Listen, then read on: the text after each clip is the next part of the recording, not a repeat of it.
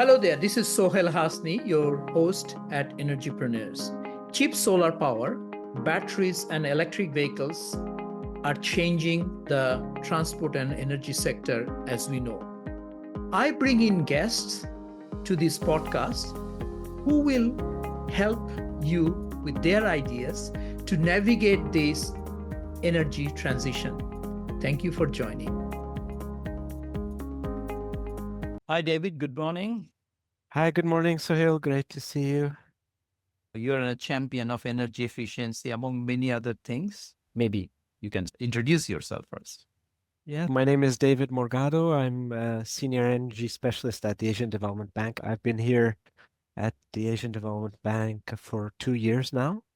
Before that, I was in another multilateral development bank. I was in the Asian Infrastructure Investment Bank in Beijing, really at the beginnings of the setup of that multilateral development bank, and it was a great experience. And before that, I was at the International Energy Agency in Paris, working for the energy efficiency division. And that's really where I got involved, particularly on energy efficiency policy.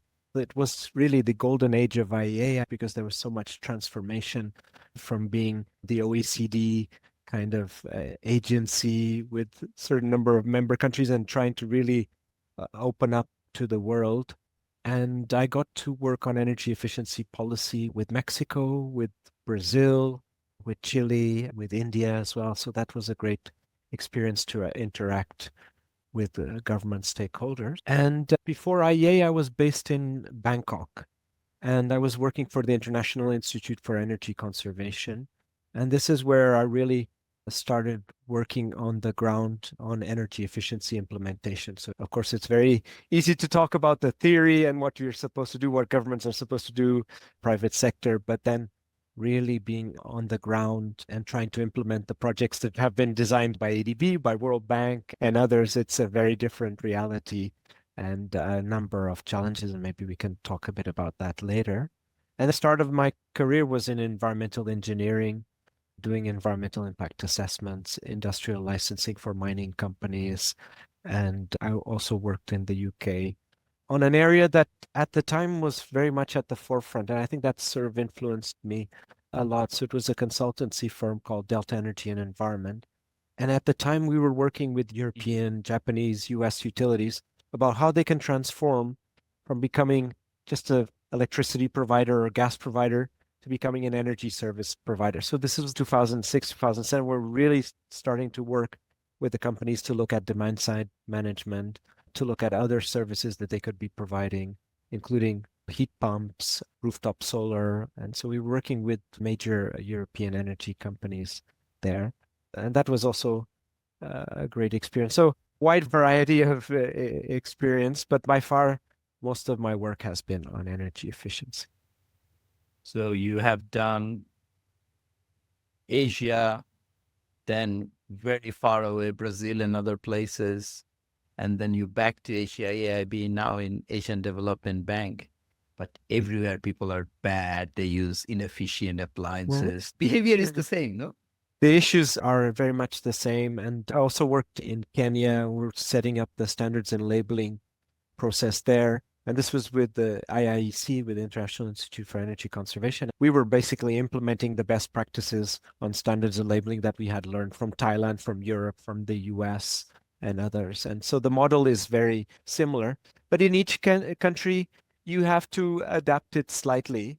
I remember in India, we had to work a lot on the side of consumer awareness and training, capacity building. While in China, looking at standards and labeling, it was more of an automated process. The government decided and they would implement it pretty quickly. And in Thailand, the standards and labeling were just so challenging because it was done by a utility, not by the government. So this was EGAT, and the standards were signed off by the government. A lot of the labeling process was done by EGAT, and it was voluntary. So each country has their specificity, and you just have to find your way around to make it work. But by far, standards and labeling, for example, is where we can have the greatest impact in a very short time. It's just regulation, ensuring that the products that are coming to the country meet a certain efficiency, certain quality, And as you worked on that in the Philippines and setting up the testing facility as well in the Philippines, that's so important and can have a huge impact in terms of savings. Biggest impact I had about working on standards. I was involved in late 80s in the State Electricity Commission of Victoria. At that time, somebody rightly made the decision that this labeling, one thing that we should do, go and teach the kids at school. And 20 years later, I remember my daughter texting me. I have that message somewhere. So it was mid 2000 saying, I'm really embarrassed, Dad. I said, what happened? Because the salesman convinced mommy and she bought a 3-star fridge. How this is so embarrassing because she needed to replace the fridge. It was giving her trouble and she just ended up buying a 3-star. And I said, wow, my wife was not looking, but she did because she learned at school. Labeling is very important. Now, I've just got intrigued that when you mention India and China, of course, the big players, but India, I understand through the India Bureau of Energy Efficiency, they did amazing stuff in terms of CFL, now electric vehicles, everything, no? Sort of demand aggregation and go to the supply side and say, hey, you have to reduce. Not only that, you have to meet certain labeling standards. Do you want to take us through some of those? Yeah, so India is amazing. And I think the government there has put really a huge effort in this area. And the key thing is the Prime Minister even talks in his annual address on energy efficiency, and he's promoting use of LEDs. And when you have that strong push from the top, that makes a real difference. And I think that's really what's triggered the movement. And of course, they've got a lot of regulations they incorporated in the last 15 years on energy efficiency. There's a national mission on energy efficiency. They've set up Energy Efficiency Services Limited, which is the super ESCO, because they saw the market wasn't moving as fast as they wanted. And so they've set up this super ESCO to implement energy efficiency in public buildings. They made a huge effort on standards and labeling over time. And we saw that they were really interacting with the consumers and the advertisement, but also started developing applications where you could easily compare different refrigerators and see how much money you could save.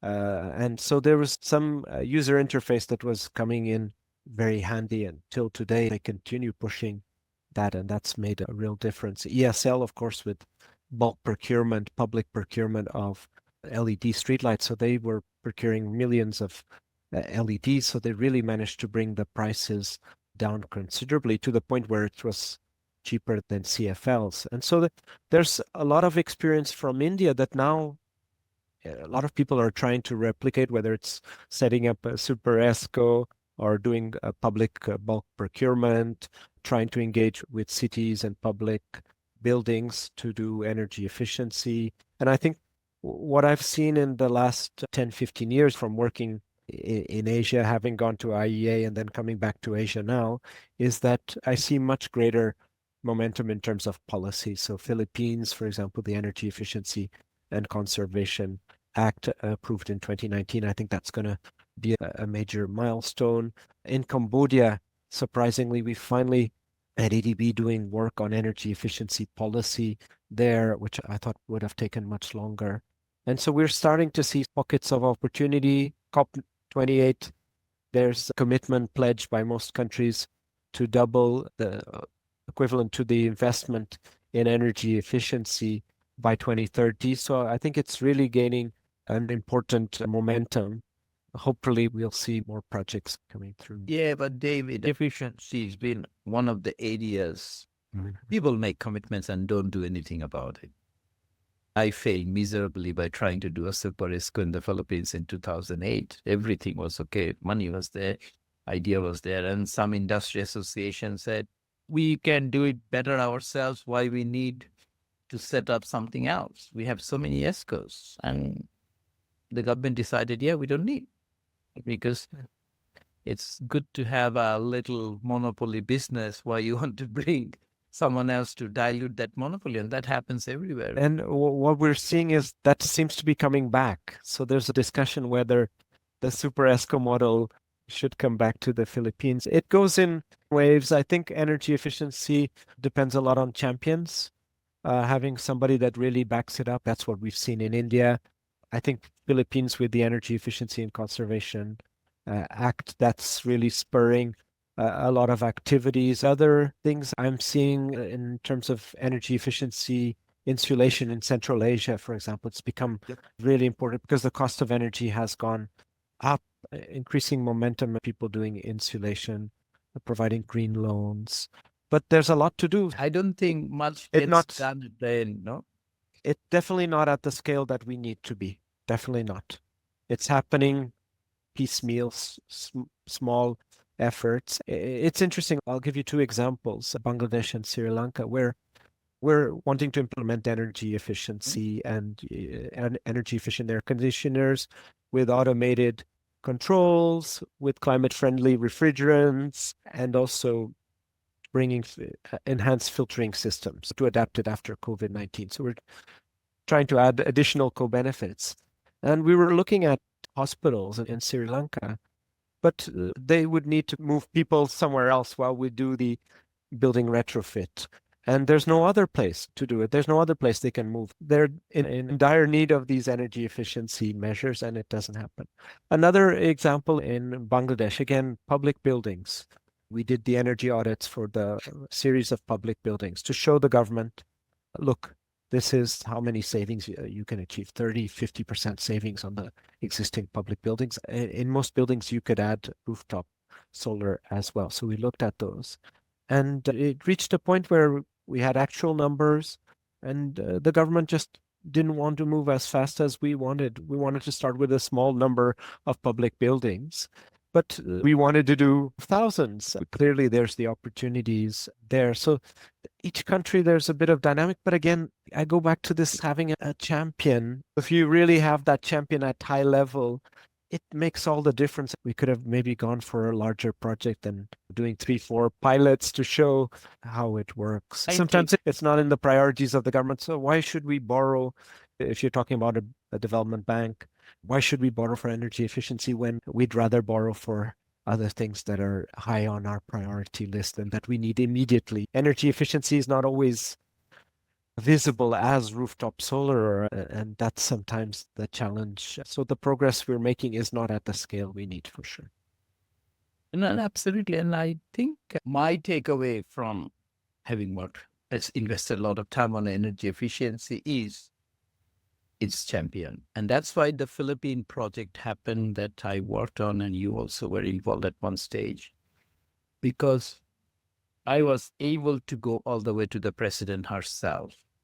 And the president asked me, why should a president care about light bulb? And that was my slide. I said, you save days, incandescent light bulb, 60 watt, you go 15 watt, whatever, you say 45. Do you care? She said, I don't care. I said, do you care if 1 million of them? She said, I don't care. I said, Madam President, if it's 50 megawatt, do you care? She's an economist. She paused. So you can say 50 million. I said, yeah, 50 watt times 1 million. And she processed super fast. And I said, I just want to add how many people takes to change a light bulb. And instantly she said, how much money you got? Come to NEDA board and you present yourself. I presented. And when she came to ADB, to my surprise, it's in a public record, all she talked about energy efficiency. And I said, what did you do? I said, she's an economist. The penny dropped. She understood. And the paybacks are amazing. You pay back in less than 1 year. You've done it. Don't mention payback. Internally in the bank, I had a 240% FIIR, financial internal of rate of return. And then I was challenged. Internal meeting. The vice president asked me saying, you answered that question. I said, can I ask him one question? Go ahead. I asked. I own name. The bank stuff still in the bank.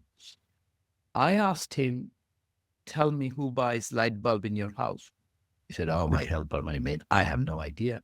My driver, maybe. I said, do I still have to answer? Then the VP said, no, you don't have to answer. Move on. So I think that's the issue is champion. Mm. How do you bring energy efficient champions out at a high level? I don't know the details of the Bangladesh project you mentioned. It's very easy for other engineers to throw out. Like inside ADB, psyche has changed. 20 years ago, when I tried to do something, I was told this little thing, saving switch off light bulb. These are fun to do as a school project. It doesn't help. We are a big bank. If there's a short of 50 megawatt, we build another power station. That's what I was told. So be an engineer, build things. Don't just try to tighten a screw here and it doesn't work. So what are you doing to bring those champions? Technology is there. Everyone knows. Yeah, so the technology, we don't have to work. I think it's raising the visibility on energy efficiency. And you can say, okay, that's been done. But I think what we're seeing at ADB and international level is that there's a strong push. We're seeing more commitment. And of course, if you want to be the climate bank, you have to tackle renewable energy and energy efficiency, no doubt about that. And for projects to be eligible for climate mitigation finance so that we can claim them as finance, they've got to be energy efficient. They've got to be green buildings. Interestingly, there's more interest now to look at energy efficiency in the industrial sector. So going beyond just buildings, going to industrial sector, going to the manufacturing side, maybe even go to the mining side as well and seeing what we can do there. So why should we just be stuck with buildings? Policy remains a difficult one because you have to find that champion, you have to find that anchor point. And so there's a couple of countries where we still do on policy, but again, I think we could do so much more. So really having to push that. We're doing the Asia Clean Energy Forum. As always, this is going to be the 19th Asia Clean Energy Forum at ADB from the 3rd to the 7th of June. And we're going to have, again, just like last year, a huge focus on energy efficiency and what we can do on policies, what can we do on buildings, on the industrial sector, but also what can we do in transport and cities, as EVs is an important area. And we're trying to look at not sovereign and non-sovereign, but private sector, because I think private sector can move so much quicker. And I see also pockets of opportunities with startups, so helping energy efficiency companies that are in the beginning as well. I just wish that we had more people to push this. I think the energy efficiency community is still pretty small. We've got experts, but it's still the same people from 10, 15 years ago, and you can name them easily. But we really need to grow the energy efficiency family. There's certain cases where we might want to do energy audits in a country in Central Asia, but how do we find these certified energy audits? And they might not be there. So I think that will bring the champions. So if we grow this energy efficiency family, these people will move up in the systems or working in the private sector. I think that's important. When I was there with Melanie Slade, and I started these energy efficiency training weeks since 2015, and that's really been important. I just participated in the one for ASEAN last year. Like 200 people there learning about energy efficiency and specializing in different areas. And I think that's so important. Hopefully, in 10, 15 years, that has a trickling effect. So still a lot to do, a lot of good things happening, but we need to gain a bit more momentum. I'm not sure how much the COP28 outcomes are going to help us. I'm still waiting to see. Yeah, I just have an idea. I tried to do it some time back when I was in Asian Development Bank, just to bring all the Asian, Central Asian and other country ministers to bring to Australia or somewhere and actually showcase what's happening. Exactly as you said, it needs champion at the very top. Many of those countries don't manufacture the inefficient appliances, right? Yeah. So I think that may be one, if you really have some at-risk money, which is the technical assistance, as you said, okay, bring 20 of those, and India, because they have already done it, Indonesia talks about it, and just show them that they pick up. Because these people, they are so much vested into their work, they don't have a single minute to themselves to actually think and engage. People are reading on their behalf, people are writing on their behalf. Because I dealt with a lot of very senior people, including head of state, during my life in the bank. They have no clue. Especially, I did a project in Turkmenistan. The only reason I was able to take it through, one of the very senior person saying, I had to go somewhere, why didn't you come with me in the car? I had a You had captive audience for a 40 minutes. elevator pitch. 40 minutes drive. 40 minutes. Okay, good. Because he had to go. He had no time. He said, tag along. Because I think that's where the penny drops. How do you bring the startups? How do you bring all this new human energy? What are you doing on the startups? Do you want to highlight? I tend to disagree on energy. that subsidy point because a lot of people who don't like energy efficiency or don't understand, they say, oh, no, if the tariff is right, you don't have to worry. Yeah. If that was the case, Philippines is the most energy efficient in the world because average per capita GDP is very low and electricity is very expensive. So if somebody did an index on per kilowatt hour per capita GDP or the other way around, per capita GDP divided by cent per kilowatt hour, you'll get a nice number. I think Philippines will be in the top. So it will be the other way around. But you know what my point. I think the big consumers do it. So the big shopping malls and all that. But the small consumers are very vulnerable. I have a thermal camera. I recorded a lot of videos that are not posted. Because the gentleman who is managing the door, and the guy who's that supposed to scares me. replace the gaskets under the door, that never gets done because they are not paying the bill. Everything's going out. The only way is to have two-door system. But in China, they were amazing at doing that. And we'd see in the winter, because they didn't want the heat to leave, they would have this two-door system. And they would put additional sort of curtains, which are very uncomfortable because you have to go through the curtains. But these were special curtains that would stop as much as possible, of course, still making it easy for people to come in. I'm sure many of my listeners are here in the Philippines and people can relate to. You go to any movie theater, even one of the 5-star hotel lobby provides blanket for you. If you go and say, I'm very cold, they will not say, oh, okay, let's switch it off. Temperature 29 outside, inside it's 17. Of course, people get cold. The local solution, give them blanket. Yeah, it's the same in Thailand where you come in and you feel chilled, you have to have something. And it's just having to change that mindset. And I remember the SkyTrain in Bangkok as well. You'd come in, you'd welcome that cool, but after a while it was too much. But Japan has, and you might have seen India. So Japan, of course, there's a real focus on that when it gets very hot. They say for people not to change the thermostats and to keep it, I think, 23, 24, if not higher. And they ask people not to wear suits, not wear ties. So Japan's been doing that for many years. And now India, I think they've got also some requirements where the temperature should be set at 23 degrees and shouldn't be set at lower for certain buildings that consume a certain amount. So they're able to check on that. So I think it's increasing awareness on that.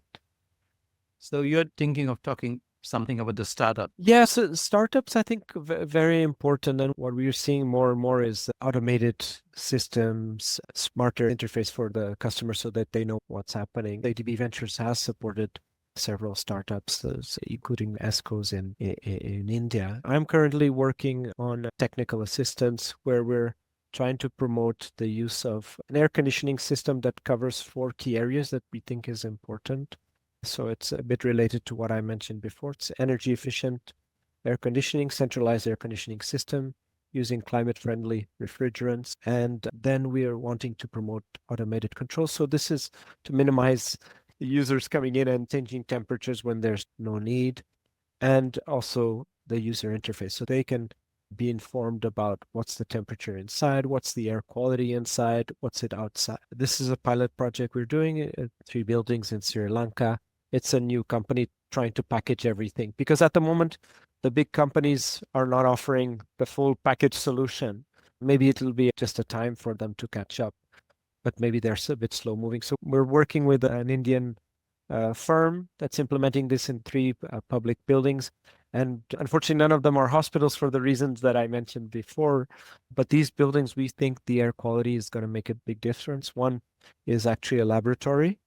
So actually working with volatile organic compounds. And what happens at the moment is they have the air conditioning on, but if they're working on something, they will open the windows, the air quality improves, but the system is just not working. And so the idea is that we install this system so that they have something proper whenever they're doing laboratory experiments. They're able to see how the system is working. That's really important. I have a startup idea that you just gave me. I think any of the listeners who wants to develop this, maybe connect with David. David is very active on LinkedIn. So the idea is, if you do a simple app for children that when you're visiting family and friends, just scan. You might start with the television or air conditioner. Scan the back of it or take a photo, and an AI recognizes what model of the television, makes an assumption on the wattage. It will say then automatically in a chart, your auntie's aircon is really bad. This, and they take the screenshot, post on their Instagram or something, and then ADB or someone, you issue a prize every few months so that you create among the teenagers, whatever, right?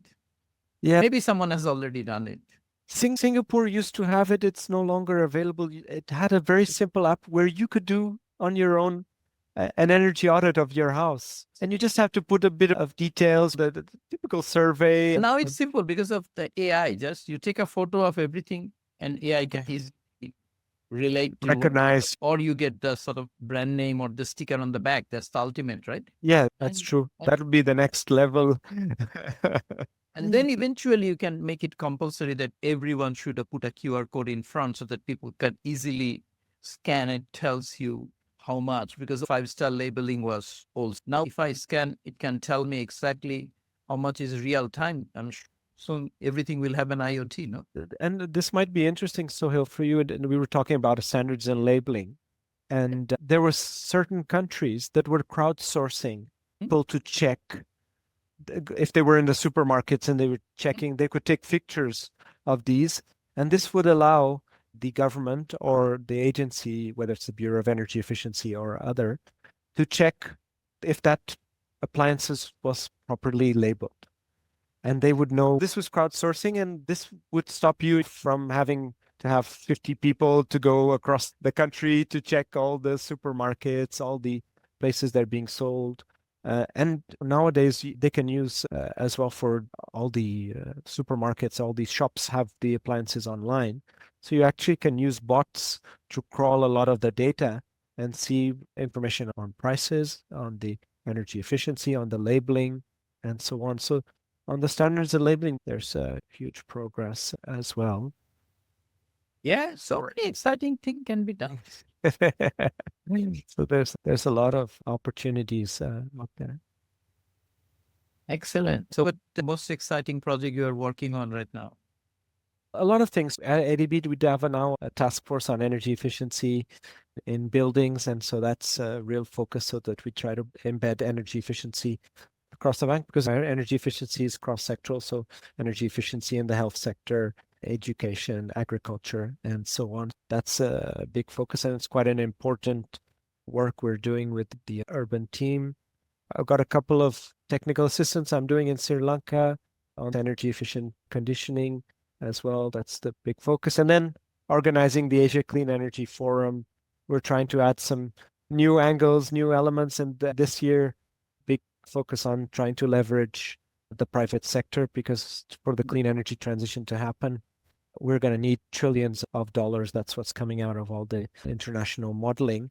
And so how do we move from billions to trillions when governments are in debt distress in our region? There's the energy crisis still going on. So really high energy prices, costs for these countries. A lot of it is imported fossil fuels. And we still have a lot of people 24/7 access to electricity, to energy. We're still very well behind on the clean cooking side. And so trying to really discuss that at the Asia Clean Energy Forum and try to bring in more private sector actors. And so we'll be doing a call for abstracts at the end of this month, and also a call for sponsorships so that we really have a successful event, and we really rely on the sponsorships to help us. Could you explain what Asia Clean Energy Forum is? Yes, they might not know. So it's the flagship event from the Asian Development Bank. We're doing the 19th event. We're going back to doing a 5-day event. It used to be 4 days. We really want to expand, going back to 5 days. It's going to be from the 3rd to the 7th of June. And this is attended by 2,000, 3,000 people every year. It's in person, so we do record it, but we want people to come to network and meet. And we're calling on all the clean energy practitioners from Asia and the Pacific and even from outside to discuss the clean energy, how we can accelerate the clean energy transition, how do we address energy security and affordability, and how do we do it in a very short time. So it's really the time for action because we have to do this to keep in line with the 1.5 degree. We have to do this a lot in just 7 years. So we're running out of time. And so that's going to be the big focus. We have some thematic tracks that will be on energy efficiency, renewable energy, transmission distribution, and also hard to abate sectors. And this is where we call for abstracts. So people that are listening, they can submit their abstracts and we'll select the best ones and call on these people to speak at ADB. We also have what we call the deep dive workshops and spotlight sessions where we pick on a small topic, but for a short period of time, and regional sessions where we talk about topics that are of relevance for the Pacific, for Southeast Asia, to Central Asia as well. So we really welcome people to join us. Again, as I mentioned, the call for abstracts will be out there if you're wanting to be a speaker. We will be calling for sponsorships if you're wanting to fund a send. There's a series of benefits if you do, and we'll have that on our website. And the registration should be out in a month's time. So if you just want to attend and listen to experts that will be coming from across the world, as well as ADB on the work that we are doing on a number of topics on clean energy transition. You mentioned about 2,000 people attend physically, which is attending at the headquarters of the Asian Development Bank in Manila. But is it possible for people to join online completely? Will some sessions be online or it will be posted? It's really difficult to have live streaming and a number of challenges and the costs associated with that. So we've opted to record the sessions and they're available later for people that are not able to join us. But the preference has always been to have in-person people because we have government people that will be there. It's a great chance for business development, chance to meet some of the government people from across the world. They'll all be in one place. You typically might need to travel to several places to meet a lot of these people. In one place, you will be able to meet maybe the Secretary of Energy Philippines or the Secretary of Energy for Azerbaijan, for example. Usually a lot of the big energy companies are there as well. The ADB staff a chance to meet with the ADB, sometimes also others from multilateral development banks, donor countries. We have a lot of participants from Japan, from Korea, for example. China, this year we also have a dedicated session on China and all the work that ADB has been doing there and bringing it to the forefront. So we'll bring some of its top experts to come to ADB. Really recommend if you're having to choose one event where you want to meet a number of people, that's the place to go rather than having to go to several countries. So there is some advantages there. Okay, so I have few questions for you on that event. You mentioned that you're not going to do live because of logistics issues. Yes. We live in a TikTok world. If somebody wants to come and said, I like energy efficiency, I want to live stream on a Facebook Live or one of those LinkedIn Live of the energy, you have no constraint if people wants to do on their own, right? Yeah, I think so. I think as long as that doesn't disturb the sessions going on. I'm feeling old. We need to bring these new generation ideas. Because I think I can mobilize some of those people. Okay, second is setting up appointment. All these people coming in. Often it's difficult people to know who is coming. So getting the balance of privacy right, saying, okay, so-and-so coming from, someone wants to meet him or her. Now you don't want to put all the details of all the email addresses and all this. But I thought there was an app. Once people register, they should be able to see who is there, right? At least within the 2,000 people on premises, the networking is quite open, no? That's great. We have an app for the Asia Clean Energy Forum. It'll probably kick off in a couple of months before they start, where you can easily see who's the speakers and who's attending, and you can message them all through this app. There's also the agenda there. There'll be a couple of other functions. So it'll be similar. If you search, we had an app last year. It'll probably be the same app as well. Even when you're at ASEF yourself, you can check. We have so many events happening in parallel where you can choose where to go. This app really simplifies, and that means we take away any printouts as well. So everything will be available on that app. Yeah, you mentioned that access to ADB staff. I remember this was a big time. Had a lot of meeting. Are you going to facilitate that there are slots people can book in if they want to meet ADB staff or others?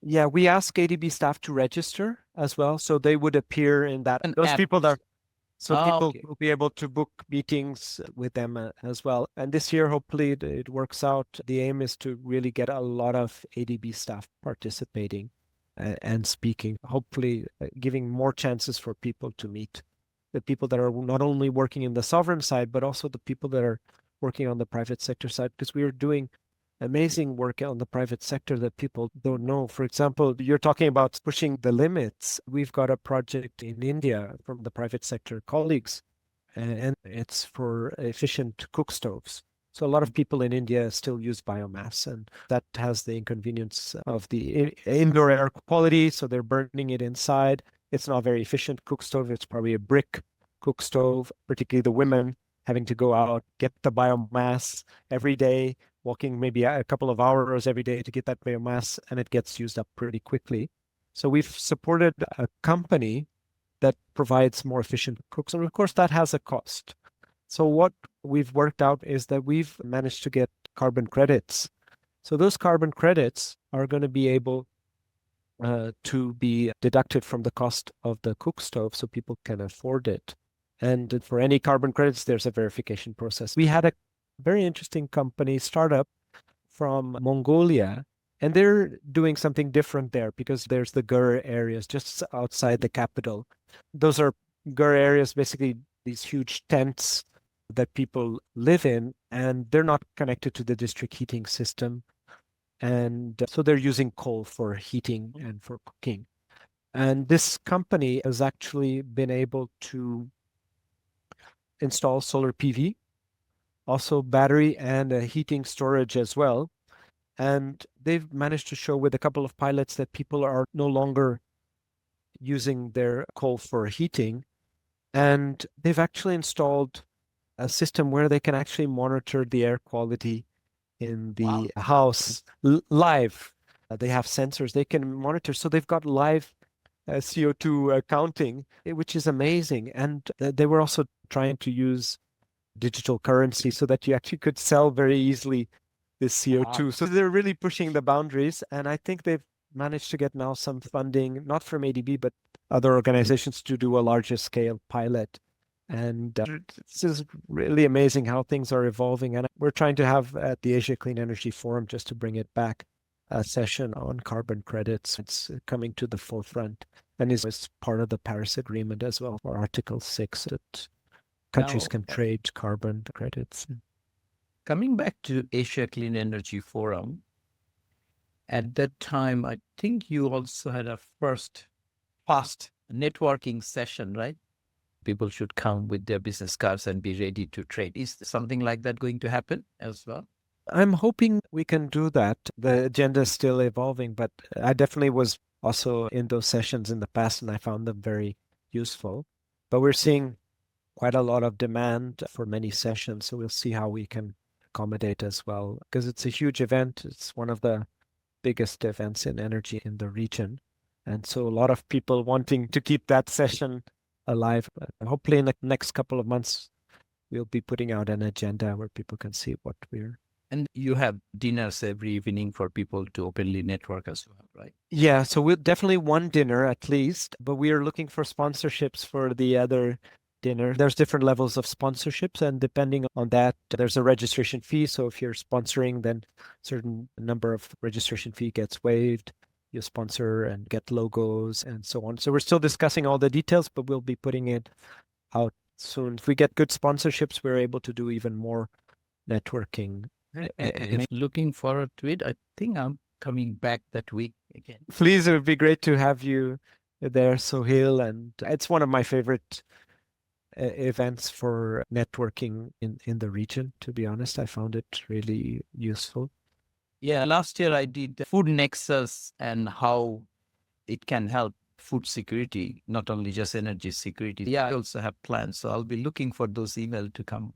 because I think it's very important. And one other experiment I wanted to do also, when you put hydroponics or efficient way of growing food and you staple that with a off-grid solar or a micro hydropower, because traditionally people say, okay, I put this, I have excess electricity enough to invest into distribution and transmission for evacuation. But I said, yes, that's one way.